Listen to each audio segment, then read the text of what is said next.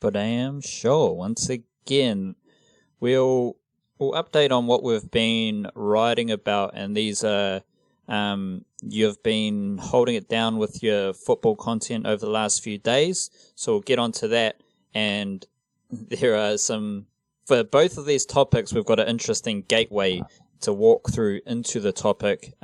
Today I wrote about Devon Conway, the ICC clearing his eligibility date, which is August the 28th. Funnily enough, Devon Conway right now is actually 28 years old as well, so that's a nice little thing. And so I wrote about all of that situation, which we'll dive into the discussion. But first, we have to go through the gateway. And this gateway wildcard is that Devon Conway is 11th on the list of the highest T20 averages of all time. Now, all these lads have played a fair amount of games. Like, they've all played, I didn't sort it through this, but this is how it came out. They've all played over 20 games of T20 cricket. And Devon Conway is 11th of all time in the whole wide world for T20 averages. He's averaging 39.66, and that's coming at a very respectable, healthy strike rate of 124.84. Now, that's all time. So the only other active players who have higher averages than Conway are Virat Kohli and KL Rahul, two Indian superstars of world cricket. And then there is at the top of the list is a little funny scenario where we've got Robbie O'Donnell, the Auckland Aces batsman, is second in the world for the highest T20 average, and he is the leading active player, which is fairly, like, shout out to Robbie O'Donnell. That's like, you should be shouting that from the rooftops, like, don't fuck with me. I've got the best T20 average in the world right now, and second of all time, just saying. First, highest T20 average in the world ever is a certain Chris Zinzan Harris. Old Harry, the pretty much a Kiwi cricket legend. Like, we all grew up just trying to be Harry. He has an average in T20 cricket of 70 with a strike rate of 120. So shout out to those two at the top of the T20 average charts. And of course, we can pick apart a lot of these averages and what it means. And there's always a way to, like, downplay that stat and upplay that stat. Anyone could do that any day of the week, and it doesn't take much wisdom or brain power to do so. But it's just it was fascinating to see Robbie O'Donnell and Chris Harris at the top, and then obviously with this discussion wildcard, Devon Conway 11th all-time T20 averages and the fourth highest average of current players. Now that flows into, obviously, anyone who follows the niche cage knows that Devon Conway is amazing. We don't need to regurgitate all of that shit, because every domestic daily thing over the last 2 to 3 seasons that I've wrote has included Devon Conway, such as being his run scoring abilities, and any cricketing podcast that we've done has featured some sort of Devon Conway discussion, because the dude is an absolute run scoring monster. And now he is eligible for the Blackcaps on August 28th. To further set it up and throw it to you, Wildcard, the basis of the thing that I wrote, the seed that was there, was just a bit of a convoluted situation with Conway and the Blackcaps. Like, a lot of people may think that Conway is just going to be an automatic selection. However, that doesn't feel realistic, and it doesn't feel realistic for two reasons. Reason one, whatever you want to call it, is that there are batsmen who are performing in those teams. And then two, you've got the fact that there's this vibe, this culture within the Blackcaps that kind of makes me feel like the Blackcaps aren't just going to kick a batsman out just to make way for Conway. Like, Kane Williamson, as captain, has led a Blackcaps team that is wholesome, that is just quintessentially Kiwi, and there's like Not so much this summer because shit hit the fan and it was the summer of transition and transformation and all of that, but there's just a general vibe from the Blackcaps that like there's a loyalty to the players who have done the job and you got to wait your turn, and just good, wholesome sports team environment. And so I can't see a Blackcaps team just kicking someone out just to make room for Devon Conway.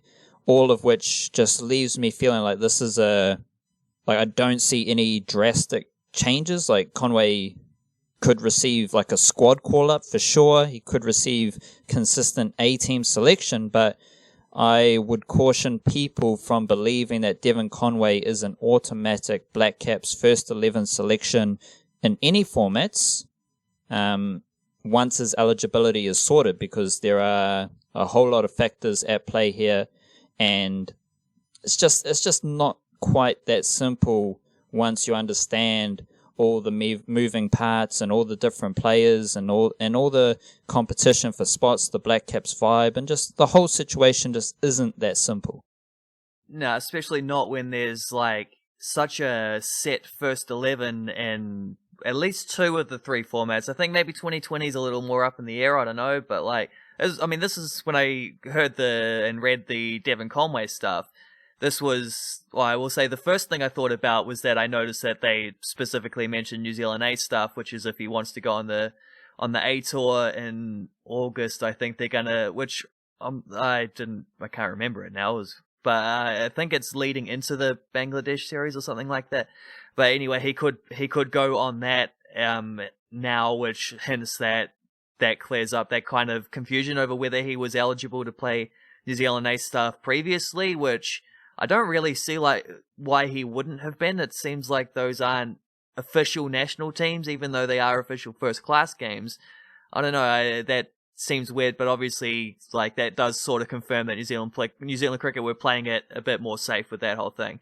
And the other thing, like the next thing I thought about was that, okay, exactly what you're just saying, like where does he actually fit in though? Like, yeah, squad status, absolutely, but let's look at the ODI team is probably the most stable at the moment. He might have had an opportunity to sneak in Colin Munro's old spot there, but then he's coming 6 months too late for that one because Henry Nicholls just did that. Henry Nicholls opening with Martin Guptill, Williamson, Taylor, Latham, Neesham, etc. Conway's obviously not going to bat outside the top 6. Like, that's a very, very, very stable team there in the ODI stuff. The team that that was the top 6 in the World Cup final, wasn't it? So, like, that's pretty sorted. That's not really, he can wait for someone to get injured, sure, but it doesn't really fit with the vibe of Devon Conway as this unstoppable genius of a batsman, which up until this point, that's probably true, but it doesn't mean he's gonna, like, unquestionably walk into that team. The test team, maybe if he wants to be an opener, like, there's still that thing of whether Tom Blundell is a placeholder or really holding it down, but Blundell's done enough that I don't think they're going to drop him straight away. I think he's going to have to play his way out of the team at this point, in which case Tom Latham, Kane Williamson, Ross Taylor, Henry Nicholls. Maybe Henry Nicholls hasn't been scoring as much runs recently as he did like in previous summers, but then having said that, like, that just fits with the same culture of, like, he's not droppable right now. If he continues to not score runs, maybe that becomes a conversation, but for now, he's pretty locked on it in that 5 spot. Like, I think the 2020 team seems like the one which is the most likely, and that's probably the best case scenario as well for him, because A, it's a window into international cricket and an opening for him. To get amongst the Blackcaps environment, which is obviously something they've used 2020 cricket for a lot in the past, but also, that's kind of the main focus now, isn't it? Like, the 2020 World Cup at this stage, and I assume it probably will go on ahead, is quite a way down the line, but I think it's October, in Australia, 2020 World Cup, there's going to be a fair bit of 2020 cricket leading into that. He's now eligible. I can't remember. I think the eligibility thing ended up being about 2 weeks earlier than what some people were speculating. So that's handy. That's a bit of extra preparation for him. I think it means he gets to go on the Bangladesh tour if that's the case. I don't know if they're playing 2020s there because that's meant to be and as far as I know as well, I'm not sure if those games have been officially confirmed and locked in yet. They are going to Bangladesh later in the year, but yeah, I don't know what the itinerary is yet. That is meant to be a Test Championship series though, so I assume they'll get some 2020s in since it's big practice. But yeah, anyway, it's the 2020 stuff is kind of the main focus, and that's maybe the opportunity where he has the best chance of walking straight into a team without having to wait for someone else to be dropped or get injured or whatever. But even having said that, like, the 2020 team is taking a bit more shape lately, isn't it? And it's not like, I mean, Colin Munro maybe was under a bit of pressure before, but Colin Munro did relatively well in the last series against India. So, I don't know, even in the 2020 series, it seems like he isn't the locked-on walk-in option that perhaps it's been reported that he might be, right? Yeah, and that's not because Devon Conway is shit. Like, throughout our discussions, as I said at the start of all this, like, Devon Conway is putting up monster numbers. We haven't seen this before in New Zealand. Like, I haven't seen it in all my cricketing coverage, such a dominant force across all formats. It has not existed. So Devon Conway deserves it. It's just that it's far more complicated than many are making it seem. So there are a couple of little jumping off points. The first is that the T20 World Cup, I think, is due in October. So there could be like a secret weapon, Devon Conway. No one's seen him before, but we've seen him. Yeah, he's the man. And he's coming in for the T20 World Cup, which might not happen. Like, we're still dealing with that situation that everyone in the world is dealing with. And then, as you said, like, T20 specifically is just harder to... Well, I think overall, what happened this summer actually worked against Devon Conway, because prior to that series against India, I was writing like that T20 series against India was massive for Colin Munro and Ish Sodhi because they had been trending in the wrong direction against India. They were among the best Blackcaps in that series. So for Colin Munro, like, we're dealing with batsmen, Colin Munro was actually really kind of up shit's creek in T20 cricket. No one was really talking about it, but Colin Munro was struggling in T20 cricket for New Zealand. And if that had continued, it would be a simpler case. It would just be like, Conway should be there, Colin Munro shouldn't be there. However, as you said, Colin Munro had a good series against India. Then we look back at the other stuff that happened this summer. The thing that makes this so weird is that there are other guys who, like, Daryl Mitchell scored runs on debut. Glenn Phillips scored runs on debut. So do they automatically lose their place to Devon Conway? Not to mention someone like Will Young. Will Young was right there. He was right there. He could feel a Blackcaps Test debut. It was going to happen.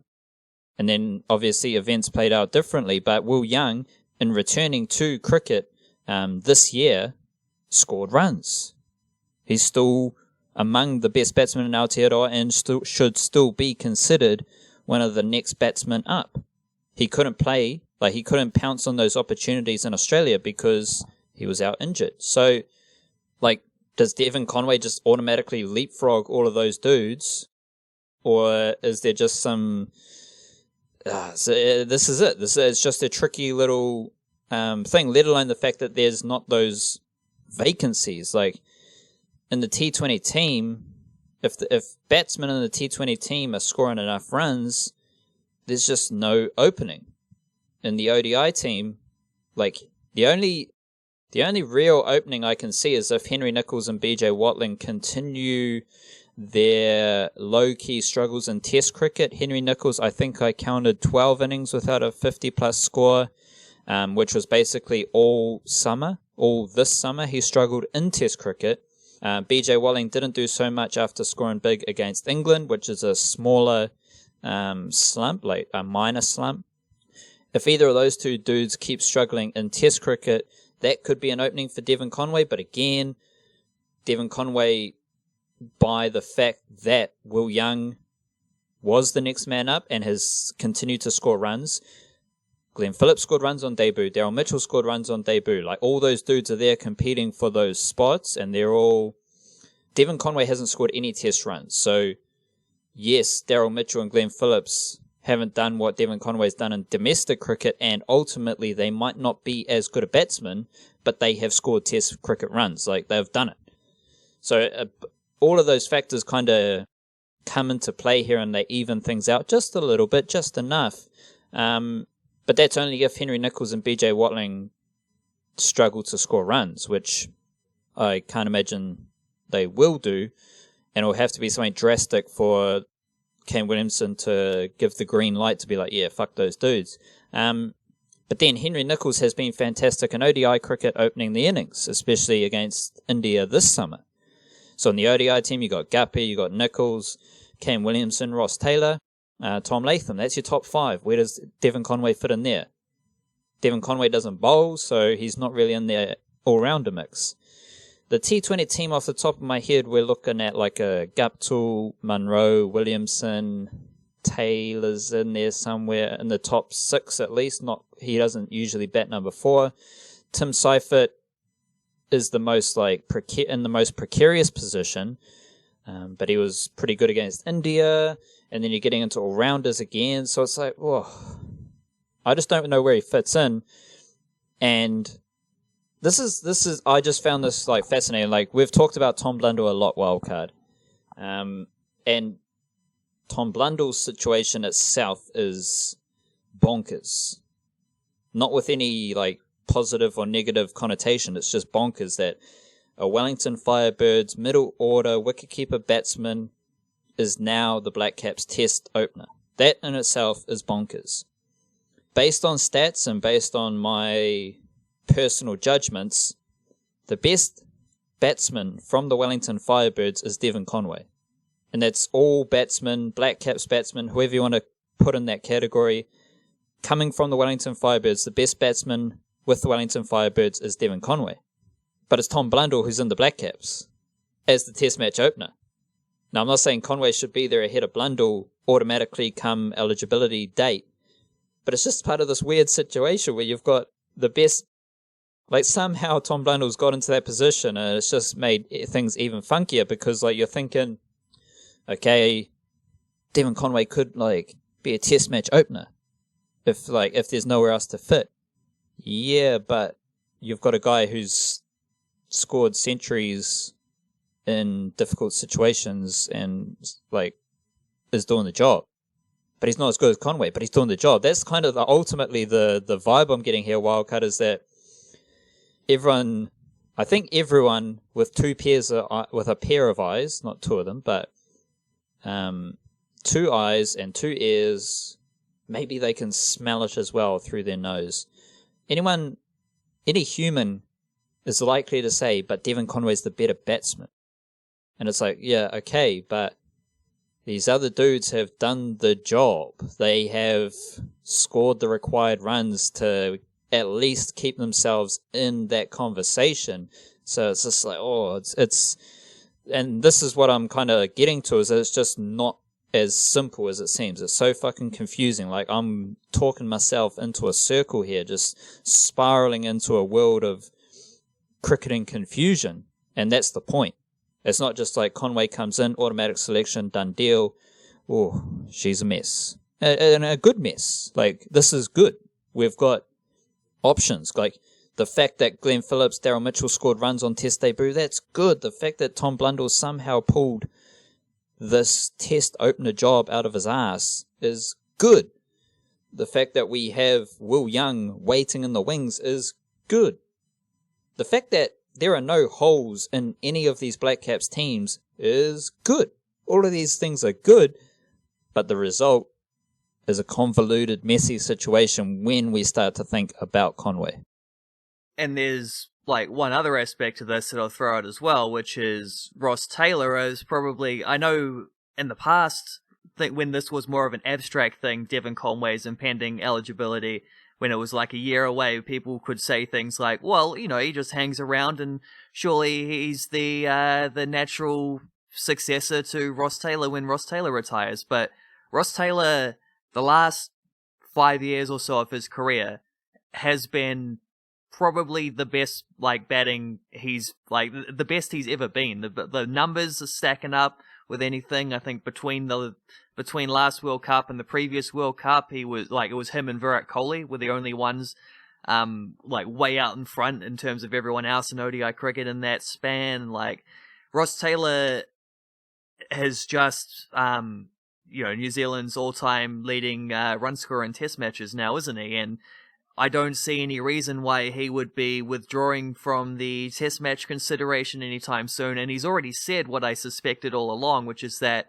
all things being, good and even, he hopes to be at the next Cricket World Cup as well. He can still be there playing when he's 38 or whatever. There's no reason why not. So that's not really, it's certainly not a short-term option for Devon Conway to get in this team either.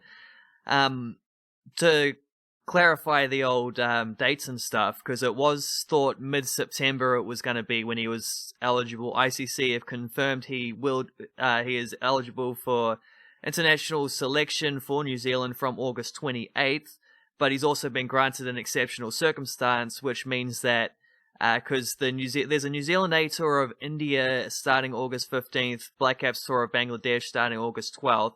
That's like tour dates starting August 12th. The tests, I think, are a week or two later. So he's been given dispensation if he's selected for either of those two teams to go along. I don't know what the New Zealand A tour is doing in India. I don't know if that's an all-format thing or just 2020s or just first-class games or, I have no idea. It's always kind of hard to find those kind of future scheduling stuff with the Blackcaps. I don't even know what they're playing outside of test matches in Bangladesh. I could check that, but doesn't seem particularly necessary. I will say, I think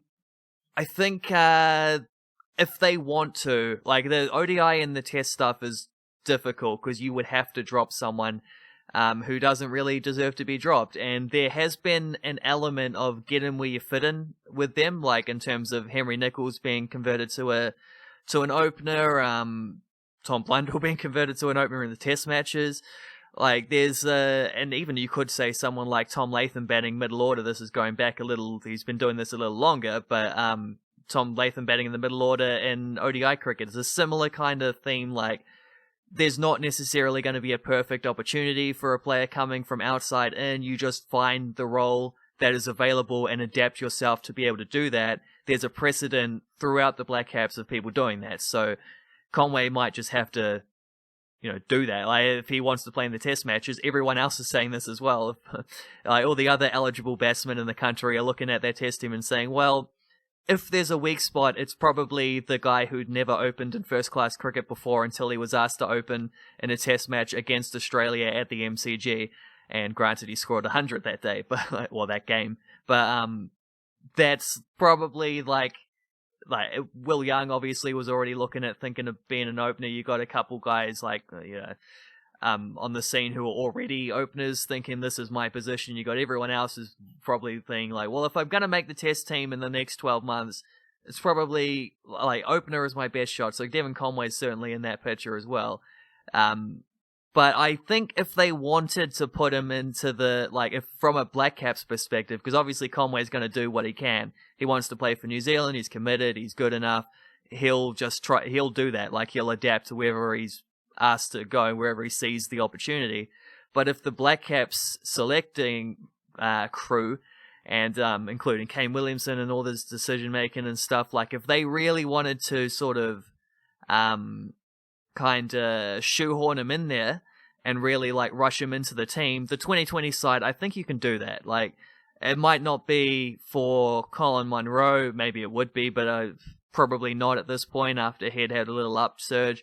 I think maybe someone like Colin de Gronholm, who has been batting in the top 5 recently, hasn't done fantastically in 2020 cricket, which is the funny thing about Colin de Gronholm is you'd think his career would go in the opposite thing, but he's almost as a test player, I think he's at his best ODI, then 2020 is probably the worst, where you'd think with his skill set, you'd imagine it be the opposite way around. But he didn't bowl a lot against India. He hardly bowled at all against India, which means he was being picked as a batsman, which means he's in direct competition with someone like Devon Conway in that matter, I think you can pretty easily squeeze Conway in for someone like de Gronholm. Certainly when they're both probably going to be in the same squad as well. And 2020 is always going to be a bit more fluid with batting orders and roles and things like that. So I think they can get him in if they really want to. It's just a matter of, I don't know, it would be a little against the old team culture, eh? So I wouldn't hold my breath about it. But I mean, if he's not in the Blackcaps team that goes to Bangladesh in August, he'll without a doubt be in the New Zealand A team that's going to India at the same time, regardless of the formats. Yeah, that's important to note that he should be in any A squad, and it's just, again, reinforcing the idea that it's complicated, that it's not as simple as it may seem, which is like what you're getting to there with Colin de Gronholm. Like, any of these instances of Conway coming in for this player, it's a discussion. There's so many moving parts. I have kind of named the Blackcaps second 11 kind of test team, all format team. Let's just go with all format team. I might write about it at some point. I just had to get this idea on paper. Rachin Ravindra and Henry Cooper opening. Devon Conway number 3, Will Young number 4, Glenn Phillips number 5, Mark Chapman number 6, Daryl Mitchell number 7, Dane Cleaver number 8, Jacob Duffy 9, Blair Tickner 10, Lockie Ferguson number 11, and so Conway's number 3, Will Young number 4, and then you've got the openers. Henry Cooper and Rachin Ravindra are very good young openers, promising openers as well. So I don't know why I told you that, but the one thing I will say about that is that there's no spinner in that team, which is reflective of the spinner situation in Aotearoa, and you can get spin overs from Mark Chapman, Glenn Phillips, and the like. Although I did name... Alternatively, there's 3 spinners in that squad, you could say. Correct, with Rachin Ravindra as well. I did name Theo Van Workom in my squad as alongside Logan Van Beek as well. So Theo Van Workom is there. Canterbury spinner. He's just not in that Blackcaps second 11, first 11, which obviously skews towards long format cricket. But yeah, so a little bit messy, a little bit crazy. We don't need to go deep into this wild card because we're pushing on with time here, but it is crazy. Devon Conway, the 4th best average in T20 cricket in the world for players active right now, unwanted on the wider T20 franchise landscape. Now, Robbie O'Donnell's second all-time, and he's got the best average of all players right now, but he's only played in the Super Smash. So it's like, I don't know about you, Wildcard, but especially last season, the Super Smash quality wasn't quite as good, which is New Zealand cricket's fault. Let me get this clear. New Zealand cricket are limiting the quality of the Super Smash by scheduling it alongside the Big Bash League. So the best players are just going to go straight to the Big Bash League. No one gives a shit about the Super Smash, let's be honest, because of the Big Bash is on at the same time. So New Zealand cricket are limiting the quality of the Super Smash by putting it on at the same time as the Big Bash League, and all those imports that could come to the Super Smash as a warm-up for the Big Bash or after the Big Bash, they go to the Big Bash because, no one wants to fucking play the Super Smash over the Big Bash. So the quality of the Super Smash hasn't felt as high as it could be or as it has in previous seasons. So Robbie O'Donnell's only played his T20 cricket in Aotearoa at the Super Smash level, so understandable why maybe he's not getting the calls from all the big T20 franchises despite having the second best T20 average ever. Devon Conway's 11th. He played a lot of cricket. He made his debut in 2011, and I think he came to Aotearoa 2016, maybe 2017. So that's a significant period of time where he was playing in South Africa and doing very well. Like, Devon Conway was a very good player in South Africa, just without the recognition. And Devon Conway's unwanted on the T20 landscape. It's just it doesn't say much for the scouting and the analytics of all these T20 franchises around the world. The fact that there's very little appetite for Conway. Maybe there's some eligibility stuff, like being unable to leave the country. Like, there's all these things we don't know about necessarily, but surely, like, Devon Conway's got an all-time T20 career already, and he's just the Wellington Firebirds Super Smash player. It's a bit weird. Maybe for not much longer, though. You know, get in the old 2020 World Cup, make a bit of a splash there, and I'm sure the phone lines will be buzzing after that. I don't think there were any imports in the Super Smash this year, eh? I can't think of a single one, so I don't know if that was just because no one wanted to come, or if it was because the teams refused to pay for them, or if it was because New Zealand Cricket said, nah, we're not doing that this year. Focus on your local lads. That's how we're going to roll this time around. Any of the above could be the correct answer to that. It doesn't really matter. The fact is that, yeah, I'm certainly with you on that. I don't think the quality was particularly great. And you also saw quite a few instances of, like, there were players who were only playing Super Smash who were maybe down the other end of their careers and kind of thing. And sometimes that's a huge benefit for teams. Like, there are occasions where I think a guy like, I can't remember if he played much Super Smash, but someone like Hamish Bennett seems, but I know he didn't play a lot of Plunkett Shield, so someone like Hamish Bennett would be in a similar thing, or he was playing Blackcaps around the same time though, so, but like, you know, it wasn't quite, it wasn't what it could have been, but yeah, we sort of expect that. There are also, the Plunkett Shield isn't what it could have been, where 2 years ago, it was a 10-round competition where everyone played everyone twice. Then it became an 8-round competition where you don't play two of those teams twice. And then this year, because of the old COVID-19, we only got 6 rounds of Plunkett Shield. So yeah, a bit of a confused. Well, I mean, that's just one of those ones you got to roll with the times. But like this.